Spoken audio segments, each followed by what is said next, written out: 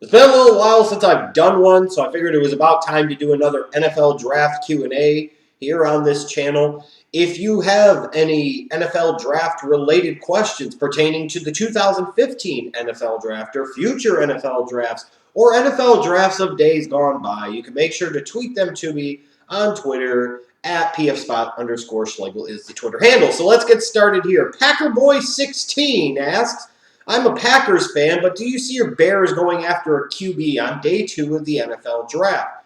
I think it's a possibility. I don't know that it's a likelihood. I mean, if I'm looking, the only two guys that probably could merit day 2 consideration would be Grayson from Colorado State and Petty from Baylor. But again, I'm not sold that that's what they would do. It is a possibility.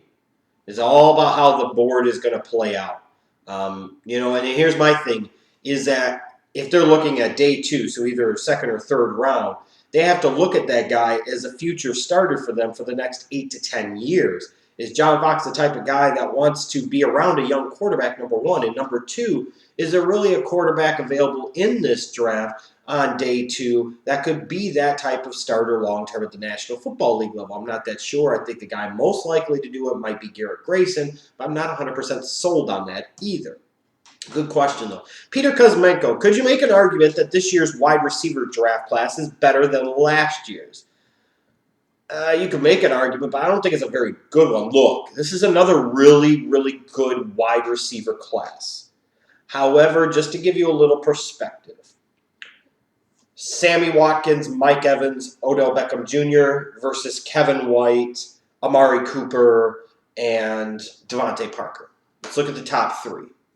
Last year's top 3 is a lot better than this year's top 3. Plain and simple. I mean, most certainly none of those 3 guys in this year's class measure up to Odell Beckham Jr. They might be able to measure up maybe to Evans or to Watkins perhaps. But I'll take last year's top 3 over this year's top 3. In terms of overall depth of class, I also thought that last year's class was better than this year's class. That's just me. I thought last year's wide receivers class was maybe the best ever, and I think there's a very strong argument that can be made about that, even only after one season. This will be a really good wide receiver class. I'm just not as big of a fan of the day 3 talents this year as I was necessarily, let's say, last year. SAFC Bunny asked, in your previous mock drafts you had Odighizuwa joining the Bengals. Recipe for success? I think so. I mean, now with them bringing Michael Johnson back into the fold, will that steer them away from him at pick 21? I don't know, because when you look at the Bengals, they are a team that does draft best available player, especially early on over the past few years. That's what they've clearly done. And Odighizuwa would definitely fit into that category at number 21. My concern would be for the Bengals whether or not Odighizuwa would even be there at this point in time. Look, I understand he doesn't have the flashy, sexy sack totals that you might want, and he might be a little restricted in the sense that he has to play in a 4-3 defense as a defensive end in order to be successful. But Odighizuwa is the type of guy that you look at, he can do it all. And he is the type of guy that can legitimately step in and play defensive end right away at the NFL level without having to bulk up, without having to make any big-time schematic adjustments. Here's a guy with size. Here's a guy with length. Here's a guy with explosiveness. Here's a guy that doesn't necessarily knock you out of the park with the sexy things he could do. He could just do everything, it seems like, and he could do it pretty well. I really like Odighizuwa. I think he's a guy that probably should get higher consideration than he actually does. More top 10 to 15 pick, between 10 to 15, than the 20 to 30 range that you've probably been seeing him. And that's just me. So yeah, it would be a recipe for success because the Bengals definitely need pass rushers, that's for sure. And he would fit that mold at that point of being arguably best player available, at least in my mind. Bulls_Jaden, should the Jets stick with Geno for another year or draft Mariota? And if they stick with Geno, who should they draft? It's not as easy as just sitting there and saying, hey, let's go draft Marcus Mariota. First of all, he would have to be available at number 6. Now, obviously, if he did, then the Jets would be complete and total morons if they didn't take him, unless they got a package that was so incredibly overwhelming from the Jets or the Chargers or somebody else to move up to that spot at number 6 to take Mariota. They'd have to take Mariota if he fell to them at 6. Now, again, moving up from 6 to 2 is a possibility. Although I don't think their general manager is going to want to give up that many picks that would be necessitated to move from 6 to 2. Furthermore, I don't think the Jets can offer the best package. There might be a lot of takers for Tennessee's pick at number 2. So the Jets might be stuck with Geno Smith for another year, and that's okay. I think that's okay because, they're still not going to be that good. If they stick with Geno, who should they draft? With the addition of Marshall, the fact that there's really not an offensive lineman in my mind worth a top 10 pick at this point in time, they do, even though it's the Jets, and I know I've blasted them for it before, they do need to sit there and strongly consider taking an edge rusher. Somebody like a Vic Beasley from Clemson would be a perfect example, or Dante Fowler, whichever of the two guys were there. Although I think Beasley would be a better fit for what Todd Bowles wants to do. They would, in that particular case, based off the way the board would play out, they would have to strongly consider taking an edge rusher because the value would be there, especially if it's the right guy. And I wouldn't knock the Jets as much this year because of the way the draft is playing out for taking a guy like that at number 6. Although I could make a very, very strong argument that even with Decker in the fold, even with bringing in Brandon Marshall, that taking a guy like Amari Cooper would bring the best long-term value and make the most long-term sense. That's just me, though. Let's see here. A. Samuel, 95-29. Although we need offense in a bad way, I really like Trey Waynes as a fit for the Vikings. Thoughts? If he's there, yeah, I think he's a really good fit for the Vikings. I don't think the Vikings have to take an offensive player, either a lineman or a wide receiver at number 11, even though it's a very strong possibility. I look at Trey Waynes, and he would be a guy that you could play outside opposite Xavier Rhodes, and that would allow you to flip Captain Munnerlyn inside of the slot where he's better suited, so it's a win-win-win all the way around for that Vikings secondary. Furthermore, you're also playing in a division with the Green Bay Packers and the Detroit Lions, and you have to be able to stop guys like Megatron and Golden Tate, or for the Packers, you got to worry about Jordy Nelson, Randall Cobb, and Devontae Adams for a long time to come. There's nothing wrong with loading up on corners. And when you're talking about a guy that's 6 foot plus, that can run in the 4.3s, and has the type of game that suggests he could be a long-term corner and a very good one outside at the NFL level, Trey Waynes makes a tremendous amount of a tremendous amount of sense for the Vikings at number 11. The question is, will he be there? Because again, we're talking about a corner that is over 6 feet tall, that runs in the 4.3s. Those type of guys usually climb, especially when he is viewed as kind of clearly, beyond question, the number 1 corner prospect in this draft. There's a very good chance he goes, anywhere from maybe pick 8 to pick 10 or 11. I don't think he goes much farther than pick 11. I think the absolute floor for Trey Waynes at this point would be 14 to Miami. That's just my point. Let's see here. H-Town _ Texas. Do you think Chip Kelly will end up with Mariota by hook or by crook? And if so, what do you think the price will be? Well, let's just say he did. He's going to have to give up Bradford. He'd have to give up this year's number 1, this year's number 2, next year's number 1, and then probably number 2 in 2017. It's a big price to pay. It's a big price to pay. And already doesn't have a second-round pick in 2016 because he's a moron for doing that Sam Bradford deal. So, that's a hell of a price to pay. I don't know. We could sit there and think that Chip Kelly just wants to have Marcus Mariota, but there's a part of me that legitimately, seriously thinks that he believes that Sam Bradford is a good system fit. And based off of some of the other moves you've seen the Philadelphia Eagles make this offseason, you have to wonder if he is that stupid.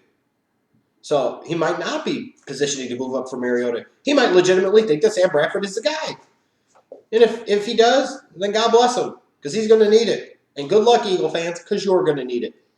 J.H. Mills, 22. Who should the Lions consider at the 23rd pick? Should they go D tackle or offensive line? I will put it this way. I'm a fan of drafting best player available and also at the same time looking at at a position of need. So let's say, for example, unless you have a far superior prospect that just happens to drop to you at 23 at a position that you really don't need, let's say wide receiver, for example, you have to look at defensive tackle. You have to look at offensive tackle for sure. I think you also still have to look at the secondary. And I think you have to look at running back. In terms of the players that would make the most sense for the Lions at number 23, Melvin Gordon to me stands out as number 1. In terms of an offensive tackle that would be there at that point in time, maybe an Eric Flowers if he's there, or a guy like DJ Humphries from Florida. That might be another option. In terms of defensive tackles, you could be looking at Eddie Goldman, again, if he's there. Maybe somebody like Carl Davis from Iowa. Those are some different names of guys. And then when you look at corners, maybe it's worth taking a gamble on a guy like Marcus Peters, a guy like Kevin Johnson out of Wake Forest. So there are options there for the Lions. They're in a good spot at 23 because they'll be able to get a player that can help them, but they don't have to reach, if that makes sense. And they'll be able to fill a need at the same time. It just happens to work out that way. They won't have to force themselves to fill a need. They could just sit back and take somebody. And we'll see what happens. Let's see here. California EST 96. Should the Niners pick the Odell Beckham Jr. or the highest-rated linebacker or defensive tackle? I'm not really sure there is an Odell Beckham Jr. in this draft. But with that said, would I knock the 49ers for moving up big time, let's say, to go get Amari Cooper, or moving up a little bit to go get a Devontae Parker and peeling back a little bit, or even staying put at 15 and taking a guy like Devin Smith? No, I really wouldn't. Do I think they necessarily have to take a linebacker? No. Based off of the system, I don't think they need to spend a first-round pick on one. A defensive tackle or defensive end in that 3-4, a guy like a Malcolm Brown from Texas makes an incredible amount of sense for them at number 15. That's a very likely landing spot. So that's maybe the direction they should go. Let's see here. Who else would you get? Alex Shirley 10. What's your take on Leonard Williams?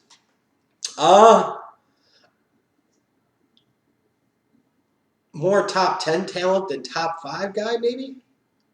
I haven't fully completed my evaluation of Leonard Williams, and when I have, I'll let you know. But based off of what I've seen right now, he doesn't leap off the film to me the same as, let's say, a Leonard Williams. I'm not sure what his best position at the NFL is. We could sit there and talk about, oh, he's just a player, he's just a player. No, it matters. You got to be able to project a guy to a specific position. And you see a lot of arguments about he'll fit best as a 3 technique in a cover 2, or he'll fit great as a 5 technique in a 3-4, or he could be a big elephant end for somebody like Jacksonville. The problem is nobody fucking knows. And when I look at Leonard Williams, here's a guy that I expected more out of, and maybe I thought was more athletic than what people have led me to believe. But to be fair, maybe I've been so spoiled because of what I saw out of Aaron Donald last year. With that said, again, I just don't see where so many people think Leonard Williams is the best player in this draft and merits being taken, let's say, number 2, number 3, number 4 overall. I just don't. I think this is an example of the media overrating a guy a little bit, in my opinion. Let's see here. Who else we got? Colorado MMA fan. If the Broncos stay at 28, should they take an offensive lineman, linebacker, tight end, or safety? Very simple answer is whoever the best available player is at one of those positions. Now, they are converting to a 3-4 as well, so you can make an argument that there's some need there for defensive linemen as well. But whoever the best available player is, the need would tend to skew more towards offensive tackle or maybe inside linebacker, especially now that we're going to a 3-4. But again, value. Best player available at one of those positions of needs.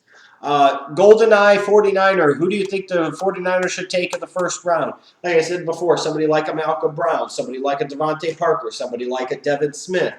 Maybe somebody like a Brandon Scherf, who they would flip inside the guard to replace Mike Iupati. I mean, there are a lot of possibilities for them. The 49ers could do very well for themselves in this draft to pick number 15. Let's see here. Al Shirley 10 also wants to know, should we be concerned about Mariota because he came from Oregon that produced busts like Achilles Smith and Joey Harrington? No. Entirely different school in terms of time, entirely different coaching, entirely different scheme, entirely different type of players. So, no, I don't think that's a good comparison at all, frankly. So, anyways, thanks to you guys that submitted your questions. I'll be back soon, hopefully within the week with another NFL Draft Q&A. So, hit me up on Twitter with them. Let's go.